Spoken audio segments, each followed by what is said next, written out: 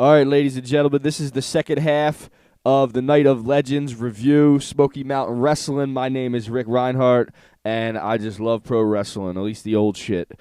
And I'm going to talk about the opening match of the Smoky Mountain Night of the Legends show, and then I'm going to talk about the main event match. Both very interesting matches. Killer Kyle versus Doug Furnace in the opening matchup was a pretty good match. Doug Furnace was known for his run with Phil LaFon. Tag team came up over in Japan, but then they were in the Attitude, the beginning of the Attitude Era in the WWF, and also had a run in ECW. I'm not positive on this, but I think they might have even been they might have popped up in WCW on like a Saturday night or something like that. Doug Furnace looked great in this matchup with Killer Kyle, and Killer Kyle kind of reminded me of Delicious from the Dog Pound in CCW. So that was kind of cool to see that.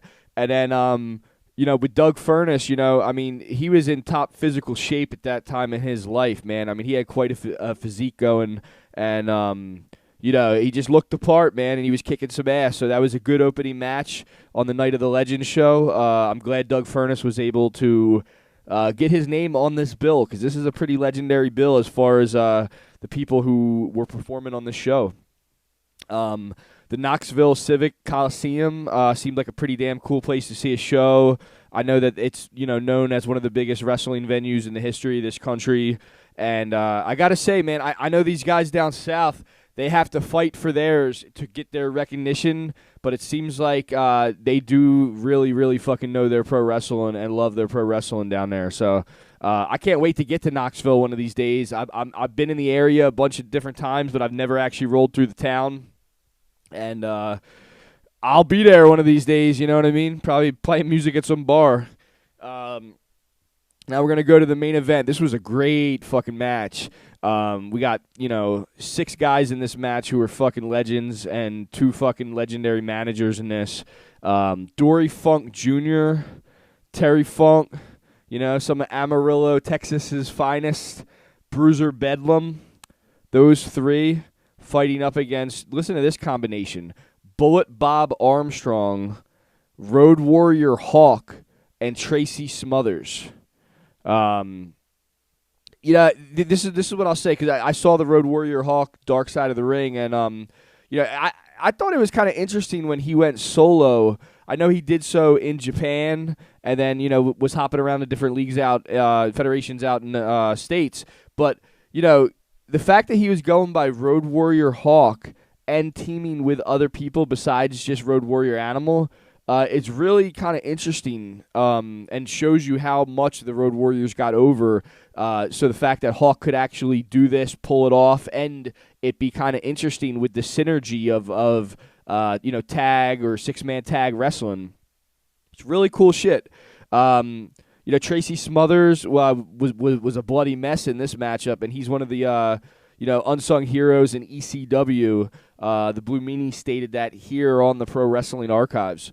Bullet Bob Armstrong's a legendary Southern wrestler with a huge lineage of family that are all professional wrestlers. So the father of the Road Dogg Jesse James, Buzzkill, Brad Armstrong. And the whole Armstrong family. Dory Funk, former NWA champion. Terry Funk, former NWA champion. And ECW champion. Seeing Terry Funk taking a couple swings at the cops in this one was a pretty damn funny thing to see. Just swinging wildly at whoever, and just so happened he was about 2 inches away from hitting a cop in the face. Fucking hysterical. Jim Cornette managing Dory Funk Jr., Terry Funk, and Bruiser Bedlam. Jim Cornette, at the end of this matchup, threw some fairy dust in the eyes of the other manager, who was Ron Wright.